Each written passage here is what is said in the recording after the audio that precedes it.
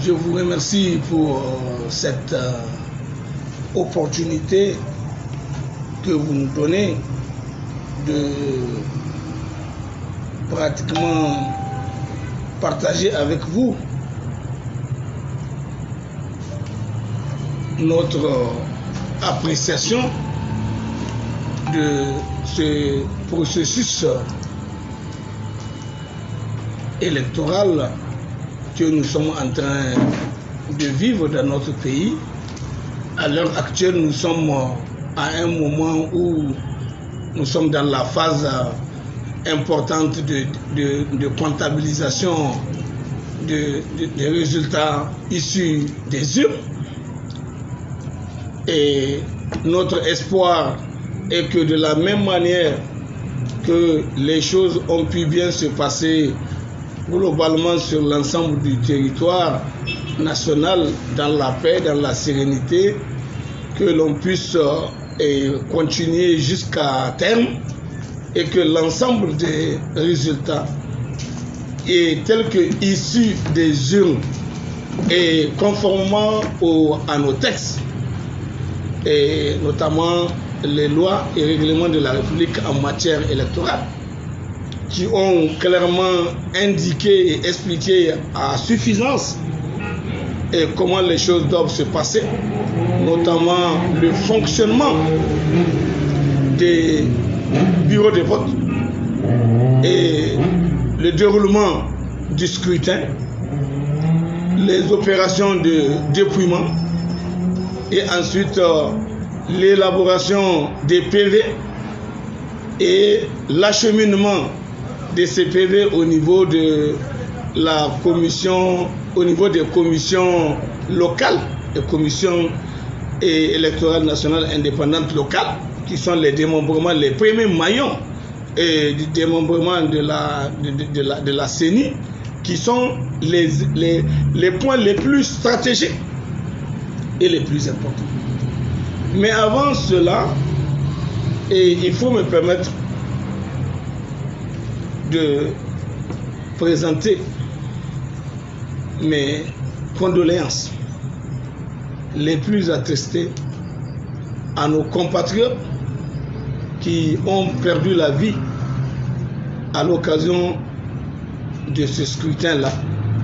notamment les agents électoraux de la CENI qui ont malheureusement sauté sur une mine et dans une partie de notre territoire, de la région ouest,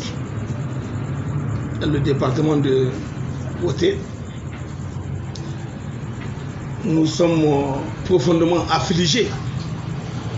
par ce qui est arrivé. La même chose pour ce qui concerne les incidents, j'allais dire les événements qui se sont aussi malheureusement produits aussi dans la région de Difa, à 18 km de la ville de Difa, où là aussi nous avons malheureusement aussi perdu des compatriotes. On peut noter que c'est principalement les deux grands incidents majeurs qui ont caractérisé la journée électorale du 21 février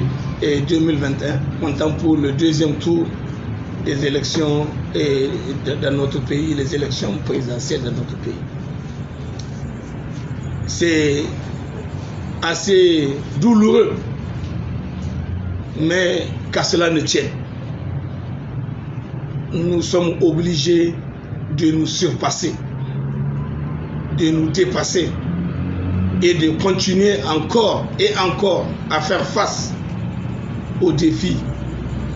des événements, aux défis de la réalité des événements tels que nous sommes en train malheureusement de les vivre. Nous souhaitons simplement que tous les fils de notre pays, ensemble, ceux de l'intérieur comme ceux de l'extérieur, que nous ayons à cœur notre pays, que nous ayons à cœur notre nation, que nous ayons à cœur la nécessité de protéger et de sauvegarder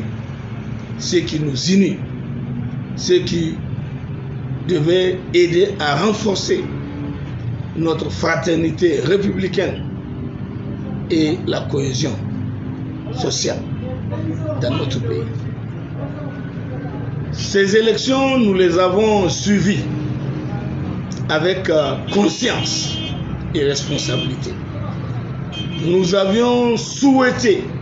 que ces élections, telles que l'espoir a été nourri et fondé par l'ensemble de notre peuple, que ces élections-là puissent être des élections qui permettent à notre République, à notre pays, à notre nation, à notre peuple de gagner et d'aller de l'avant. Pour que tous ensemble, que nous comprenions, comme nous l'avons déjà dit à une autre occasion hier, que nous soyons dans la situation de considérer que le choix que nous avons fait d'aller à la démocratie, pour que à travers le mode de dévolution des pouvoirs qui consacre notre cadre démocratique, que nous puissions réussir ce challenge citoyen et patriotique d'organiser des élections transparentes, libres et honnêtes, des élections qui ne soient pas entachées des irrégularités monstres, des élections qui soient des élections acceptées de tous parce qu'elles auront été faites en respect à nos lois et règlements de la République. Telles que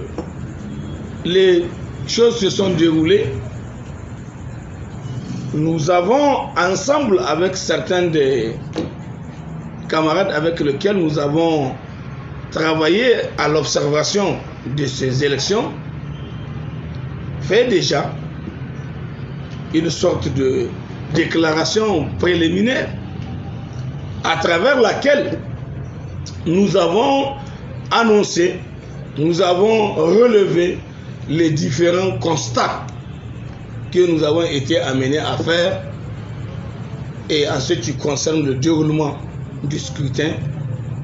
tout ce qui a pu se passer globalement sur l'ensemble de notre territoire dans le cadre de ces élections-là. Nous avons exprimé notre première satisfaction sur le premier aspect de l'organisation des élections qui a concerné d'abord et surtout les conditions du déroulement du scrutin. Que ce soit un scrutin qui ait pu, heureusement pour nous, s'organiser dans la paix,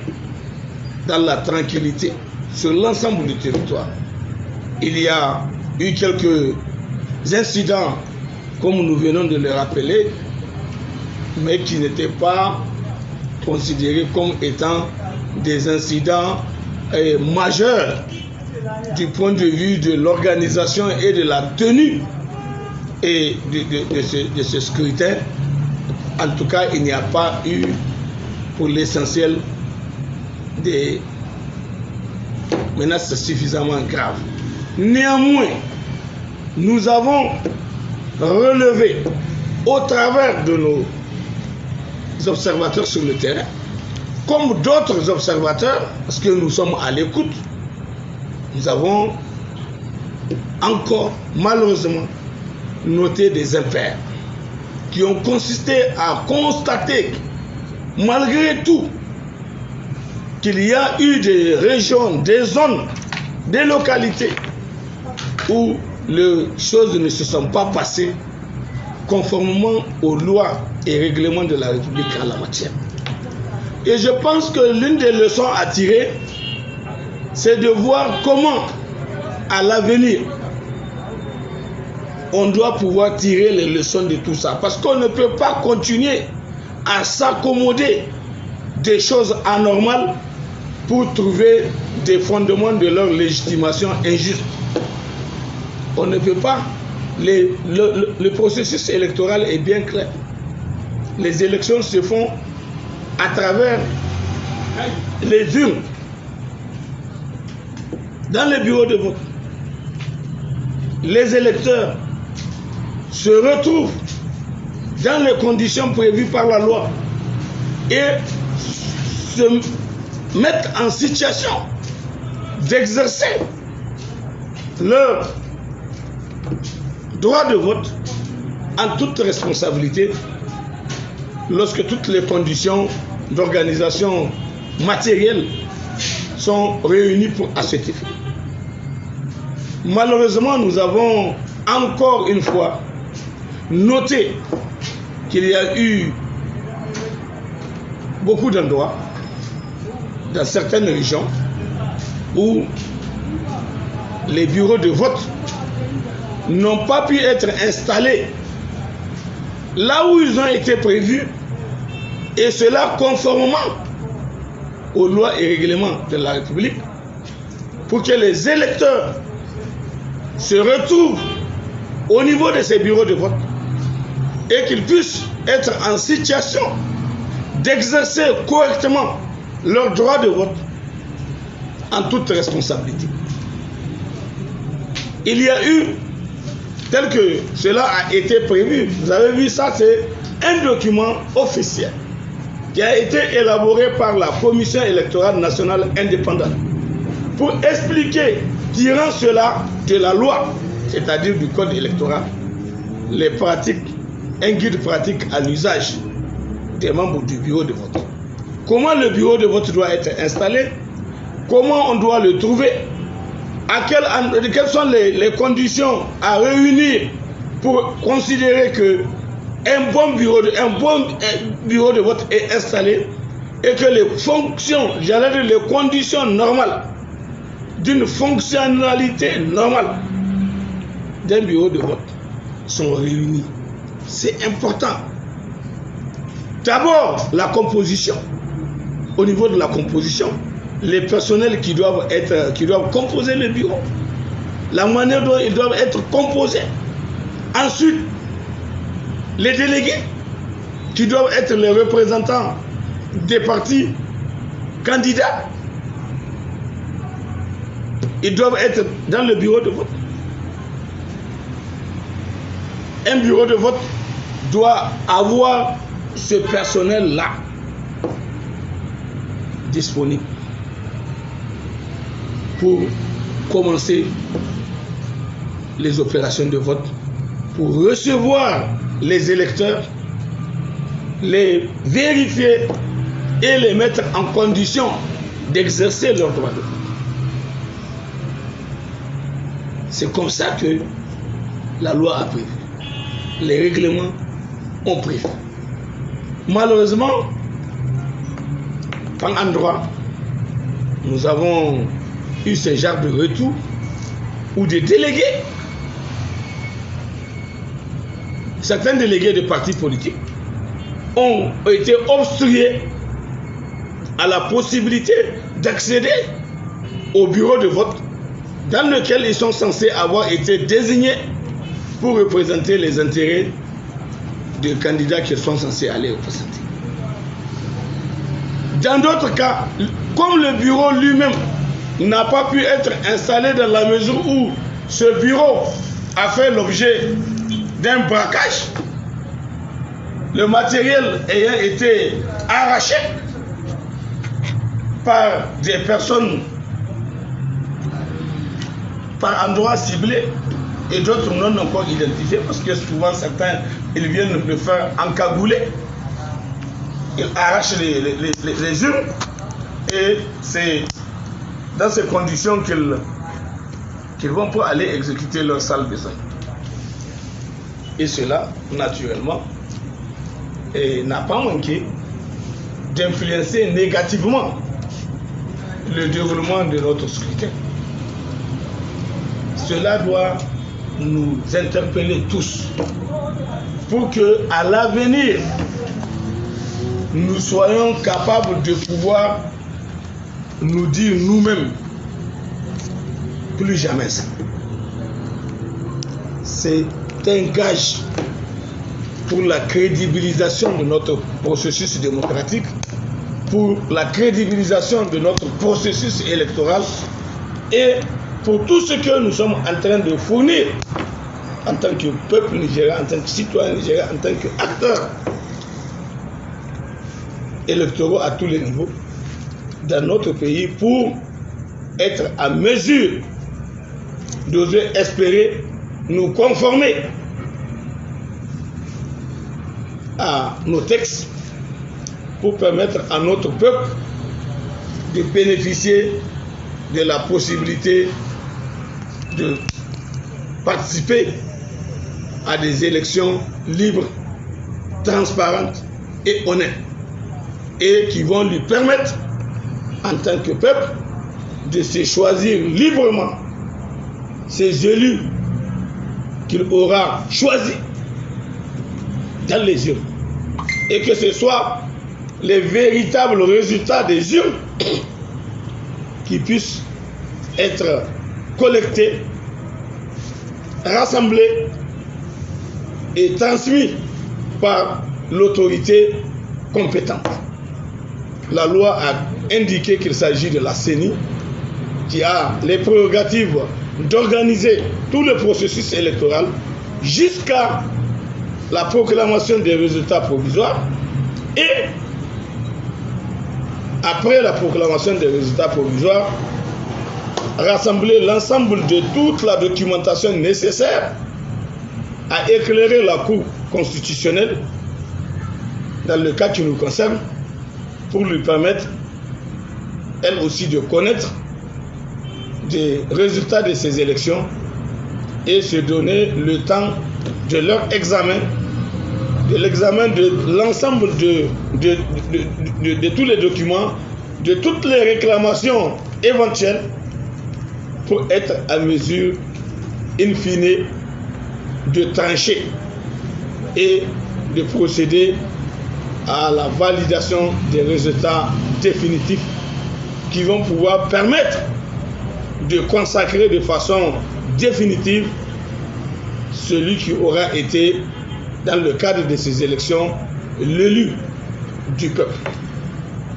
et qui aura la charge pour le mandat en question de pouvoir prendre les rênes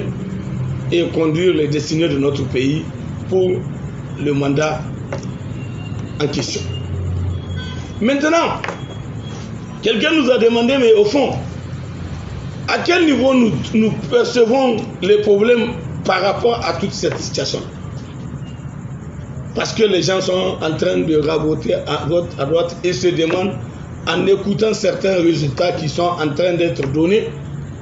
comment est-ce qu'il sera possible qu'on puisse dire que dans une commune, on a fait des élections avec un pourcentage de plus de 100%, et avec des résultats surprenants pour les gens, et en même temps beaucoup d'autres éléments qui naturellement méritent clarification. Donc il est important, de l'expérience qui est la nôtre dans le suivi de ce processus électoral depuis pratiquement 1992, toutes les élections qui ont pu être organisées ou les référendums, nous avons eu la chance de nous intéresser au sujet et de voir comment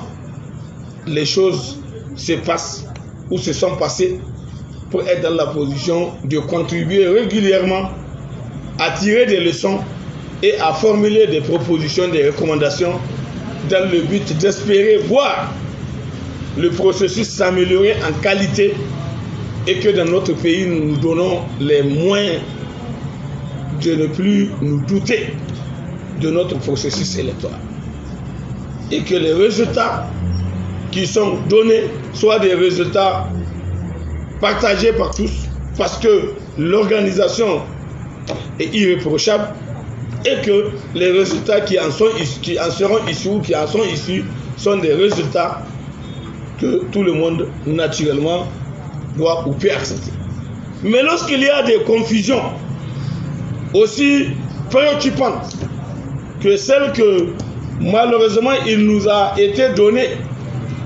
de constater, de relever,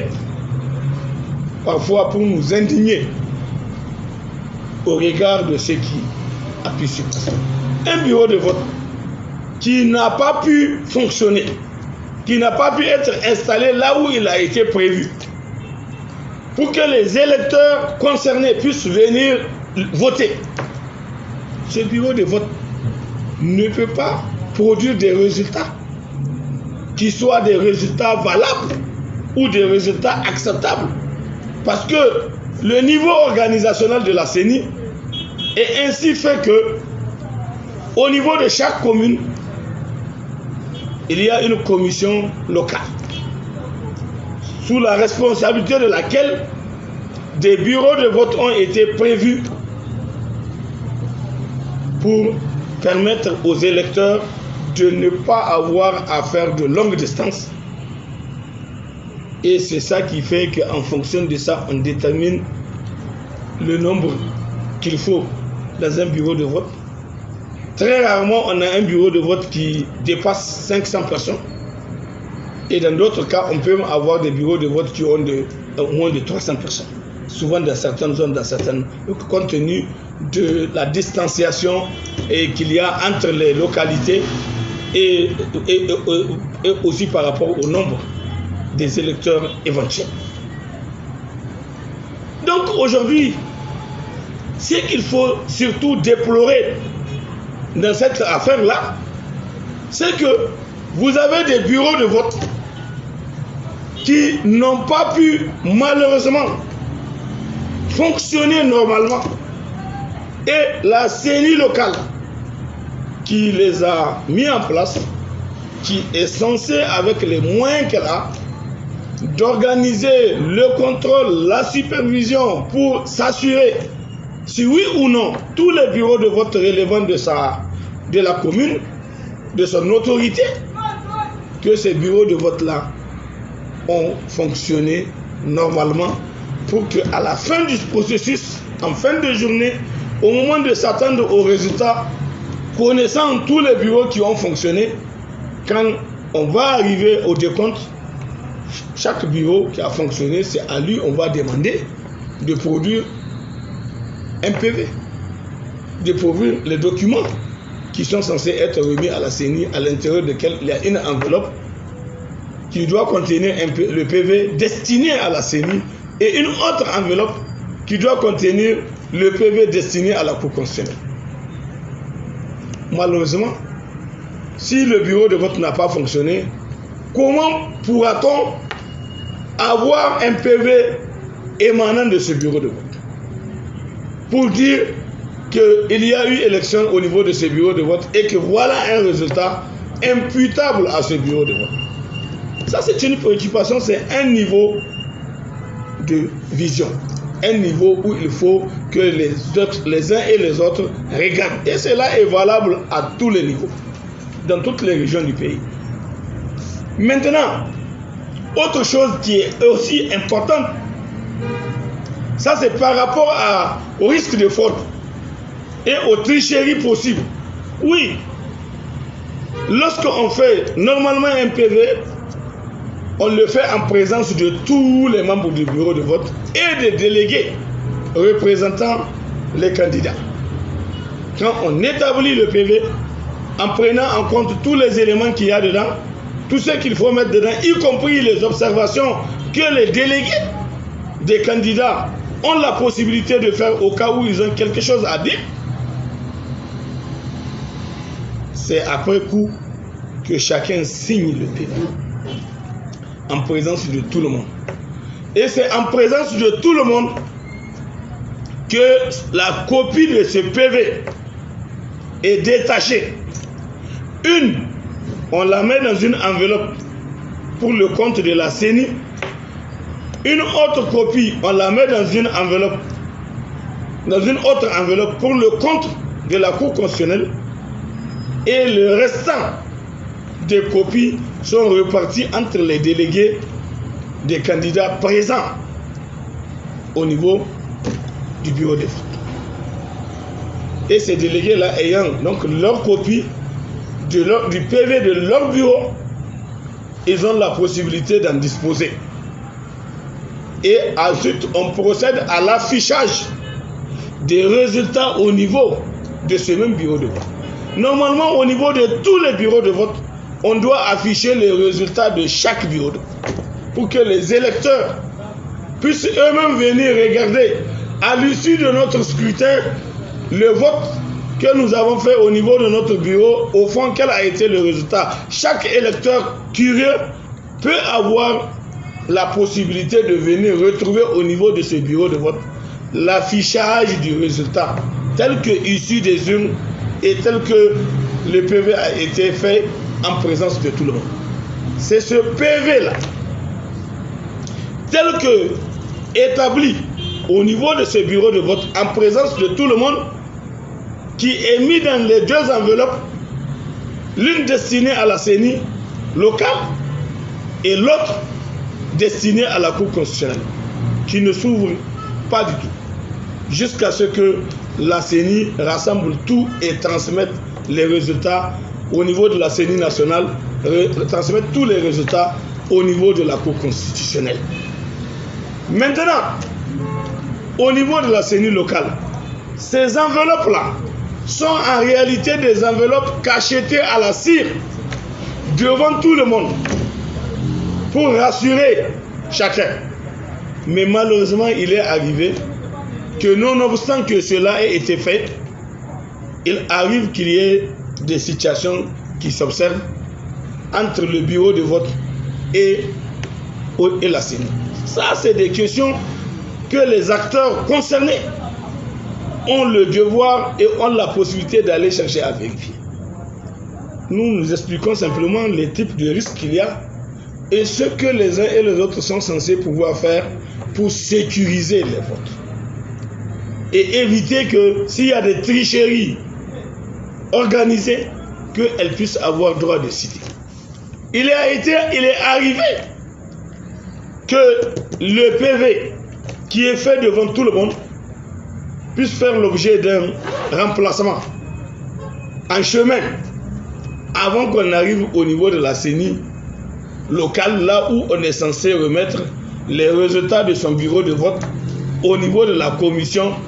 locale qui est censée recevoir les résultats, et chaque bureau de vote, les enveloppes amenées par bureau de vote sont normalement ouvertes en présence des membres de la CENI. Pas avant, ni autrement.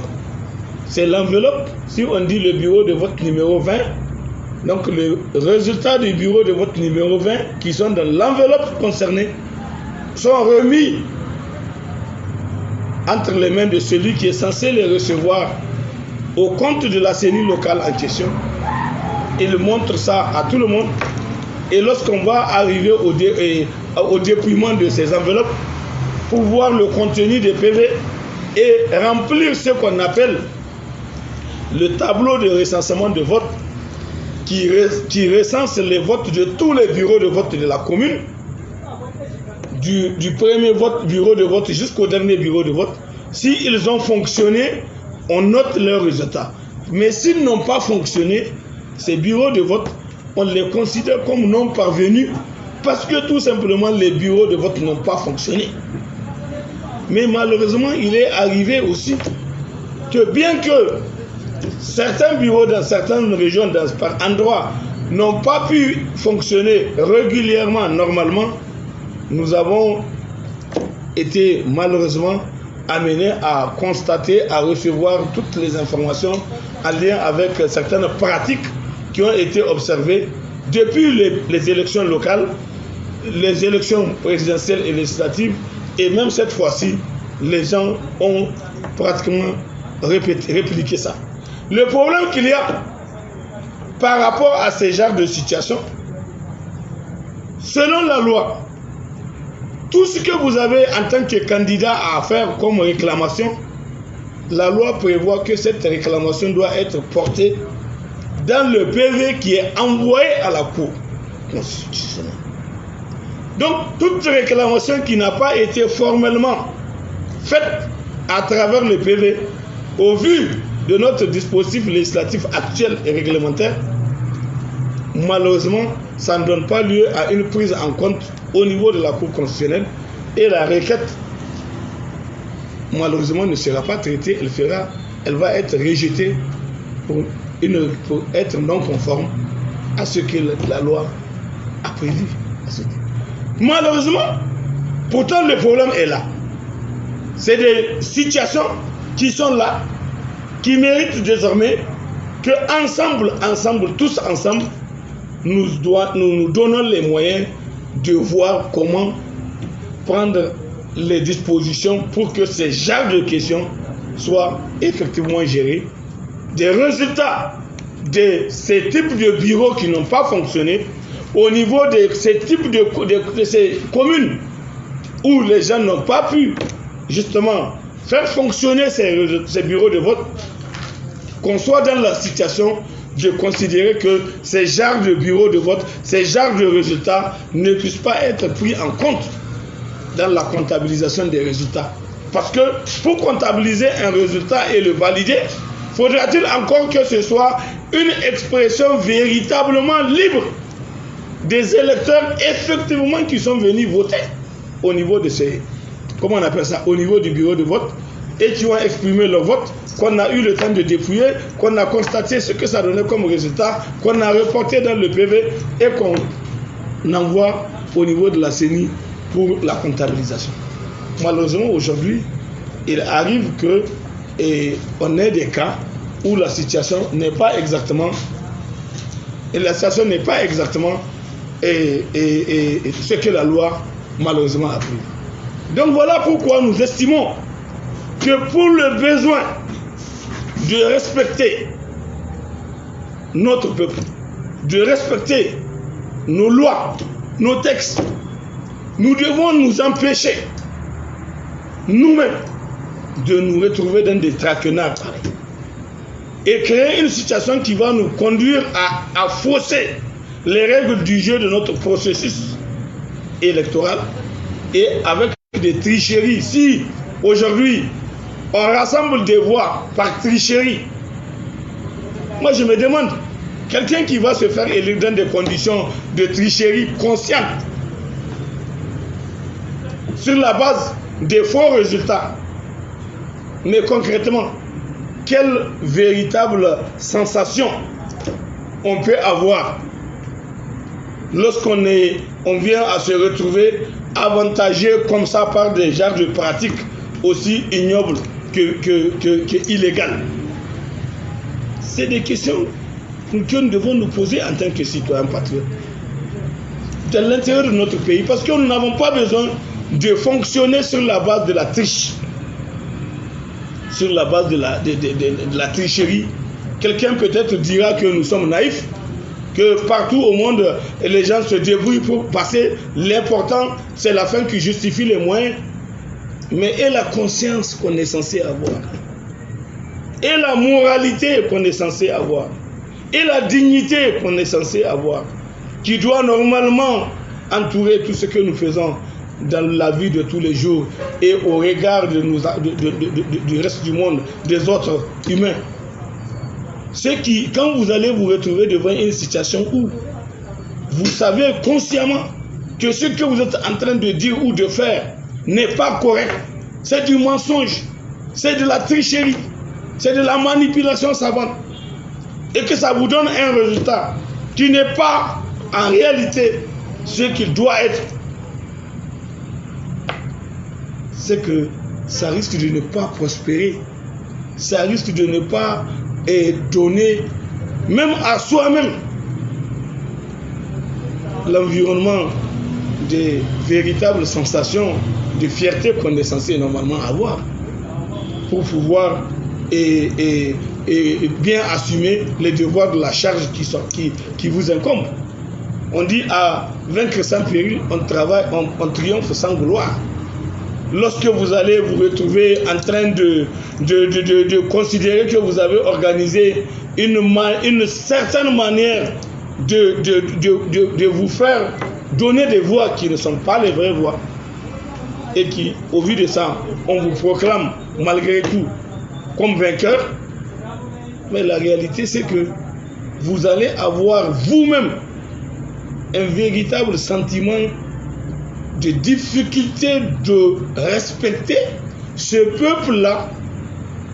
dont vous savez pertinemment qu'il ne vous a pas choisi et ne vous a pas véritablement fait confiance. Et qu'en réalité, vous avez trouvé des formules savantes qui vous ont permis de vous placer dans la position que vous avez réussi à imposer, mais en fait, qui n'a rien à voir avec les formules légitimes et aussi les formules légales qui doivent normalement être de mise en pareille circonstance. Mais malgré tout, qu'à cela ne tienne, ce qui se passe, c'est qu'aujourd'hui, nous sommes dans un truc, pour le moment, nous sommes en train d'écouter. Nous, on ne travaille pas forcément avec les on-dit à gauche, à droite. Nous attendons de voir ce qui sera délivré par qui de droit, parce que ce n'est que la CENI qui a le droit de publier des résultats et de les faire valoir en tant que résultats provisoires. Et ensuite, ces résultats seront soumis à la Cour constitutionnelle pour validation. Chacun a l'obligation de faire son travail conformément à la loi. Et pour beaucoup d'entre eux, c'est des engagements qu'ils ont même pris sous serment confessionnel. Et en raison de l'idée que nous nous faisons, nous, de cet exercice de prestation de serment confessionnel, nous considérons que c'est une grande responsabilité et qui nous amène à nous plaindre de la situation de nos compatriotes qui sont dans cette situation-là. Et nous souhaitons vivement que Dieu, dans son infinie bonté, puisse les aider à se surpasser, à se dépasser pour être en situation de devoir se fournir l'effort de se coller au texte, de respecter les textes qui encadrent leur travail et qui ne puissent pas avoir des manipulations qui sont de nature à donner des résultats qui ne sont pas conformes à la réalité sur le terrain. Et que nous puissions, ce faisant, poser des actes qui sont de nature à préserver notre pays, à renforcer les conditions de la paix et de la tranquillité de notre pays, en évitant tout ce qui doit pouvoir conduire à des frustrations qui sont de nature à, par moment, entraîner certains types de comportements qui ne sont pas forcément les comportements qui sied dans la vie en République. Dans un pays qui se veut une République une et indivisible, démocratique et sociale, qui a comme devise la fraternité, le travail et le progrès, et qui constate, qui doit, je veux dire, et dans lequel on doit vivre avec la conscience que chacun de nous a l'obligation de se conformer à la légalité républicaine, conformément à la Constitution qui nous invite à cela, à son article 39, en rappelant à chacun de nous, que l'on soit citoyen, civil ou militaire, que nous avons le devoir sacré de respecter en toutes circonstances la Constitution et l'ordre juridique là. Donc aujourd'hui, notre attente, notre espoir en cette phase ultime de ce processus électoral, c'est inviter tous à examiner chacun sa conscience et à faire preuve de conscience et de responsabilité pour éviter de se livrer à des manipulations, à des attitudes et des comportements qui sont de nature à faire mal à notre pays, à notre peuple et à notre nation. Nous pensons que chacun de nous doit fournir l'effort de se surpasser pour accepter de se conformer à la légalité, de respecter les règles du jeu, de respecter ce qui est censé être les résultats tels que issus des urnes ils sont issus des bureaux qui ont véritablement été mis en place et pour lesquels les électeurs sont venus exercer leur droit de vote et qu'ils aient pu exprimer leur choix, qu'on a pu dépouiller devant tout le monde et qui soient comptabilisés pour permettre à notre peuple de se retrouver qui des deux candidats a été le véritable choix de notre peuple pour qu'il en soit le futur président de la République de notre pays qui va succéder au président en fin de mandat qui va pouvoir donc aller à la retraite de cette activité présidentielle. Voilà en tout cas ce qui me concerne, ce que nous inspire, tout ce que nous avons vécu durant cette journée, j'allais dire depuis la nuit d'hier jusqu'à toute cette journée par rapport à l'ensemble de la situation qui a émaillé ce processus électoral comptant pour le deuxième tour des élections présidentielles en République du Niger, notre pays, pour lequel nous souhaitons que tout se passe pour le meilleur du monde et que la paix prévale, que tous les citoyens nigériens aussi aient toujours en conscience que nous n'avons pas besoin d'utiliser d'autres voies de recours